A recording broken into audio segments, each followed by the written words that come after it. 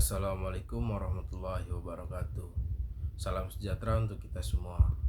Yang saya hormati Bapak dan Ibu guru serta teman-teman yang saya banggakan. Pernahkah kita merasa bingung ketika sebuah kebijakan pemerintah terlihat sangat baik di satu sisi, tetapi di sisi lain juga menimbulkan pertanyaan.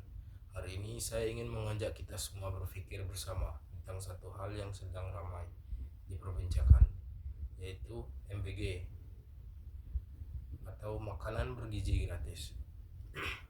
Sekilas, program ini terdengar sederhana, memberi makanan bergizi secara gratis kepada masyarakat, khususnya pelajar. Tapi apakah sesederhana itu?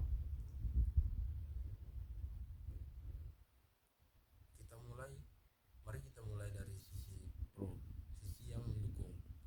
Bayangkan seorang siswa yang berangkat ke sekolah tanpa sarapan, perutnya kosong, pikirannya tidak fokus, dan pelajaran terasa berat. Sekarang bayangkan jika ingin mendapatkan makanan bergizi di sekolah, tubuhnya lebih bertenaga, pikirannya lebih siap, dan peluangnya untuk belajar menjadi lebih baik. Disinilah MBG hadir sebagai solusi. Program ini memiliki beberapa manfaat nyata.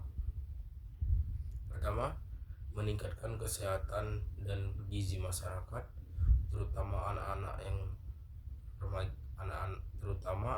dan remaja. Kita tahu bahwa gizi yang baik sangat berpengaruh pada perkembangan otak dan tubuh. Kedua, mengurangi kesenjangan sosial. Tidak semua siswa memiliki kondisi ekonomi yang sama. Dengan adanya makanan gratis atau makanan bergizi gratis, semua siswa memiliki kesempatan yang setara untuk belajar dalam kondisi yang lebih baik. Selanjutnya, mendukung pendidikan.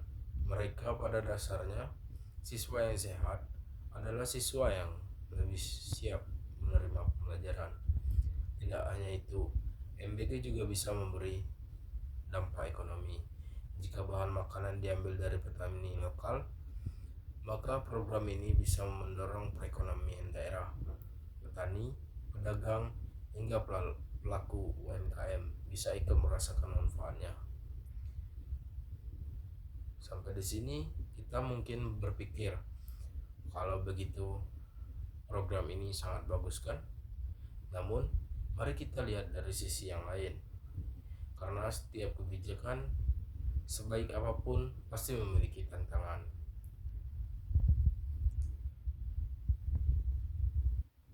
Pertama adalah soal anggaran. Program MBG membutuhkan dana yang tidak sedikit. Kita perlu bertanya, dari mana dana tersebut diambil? Apakah akan mengurangi anggaran sektor lain seperti pendidikan, kesehatan, atau infrastruktur? Selanjutnya, potensi ketergantungan. Jika masyarakat terlalu bergantung pada bantuan gratis, apakah ini akan mengurangi semangat untuk mandiri? Ini menjadi pertanyaan penting, terutama dalam jangka panjang. Selanjutnya, pelaksanaan di lapangan. Seringkali masalah bukan pada konsep, tetapi pada implementasi. Apakah makanan yang diberikan benar-benar bergizi? Apakah distribusinya merata? Apakah ada kemungkinan penyalahgunaan anggaran? Yang selanjutnya dan yang terakhir, yang sering luput dari perhatian adalah pola konsumsi. Memberi makanan gratis memang membantu, tetapi tanpa edukasi tentang pola makan sehat, manfaatnya bisa tidak maksimal. Bahkan bisa saja makanan tidak dimanfaatkan dengan baik. Teman-teman yang saya hormati, di sini kita perlu bersikap bijak. Tidak hanya menerima atau menolak secara mentah-mentah. Kita tidak sedang memilih antara setuju atau tidak setuju. Kita sedang belajar untuk berpikir kritis. MBG bukan hanya soal makanan. Ini tentang bagaimana negara mengelola sumber daya, bagaimana masyarakat merespon dan bagaimana generasi muda seperti kita memahami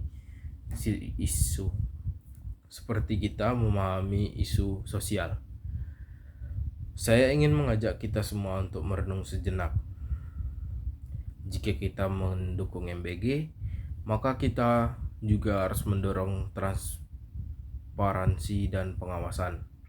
Jika kita mengkritik MBG, maka kritik itu harus disertai solusi, bukan sekedar penolakan. Karena sejatinya tujuan kita sama, menciptakan masyarakat yang sehat, cerdas, dan sejahtera. Sebagai generasi muda, kita memiliki peran penting, bukan hanya sebagai penerima kebijakan, tetapi juga sebagai pengamat, pengkritik, dan calon pemimpin masa depan. Kita bisa mulai dari hal sederhana, mencari informasi yang benar, berdiskusi secara sehat, dan tidak mudah berpengaruh oleh opini yang belum tentu benar. Benar, teman-teman sekalian, di era sekarang berbicara bukan hanya soal menyampaikan kata-kata. Berbicara adalah tentang membangun kesadaran. Dan hari ini kita telah belajar bahwa satu kebijakan bisa memiliki banyak sudut pandang. Tidak hitam putih, tidak selalu benar atau salah. Yang ada adalah proses untuk memahami, menilai, dan mengambil sikap secara bijaksana. Akhir kata, terima kasih atas perhatian teman-teman semuanya.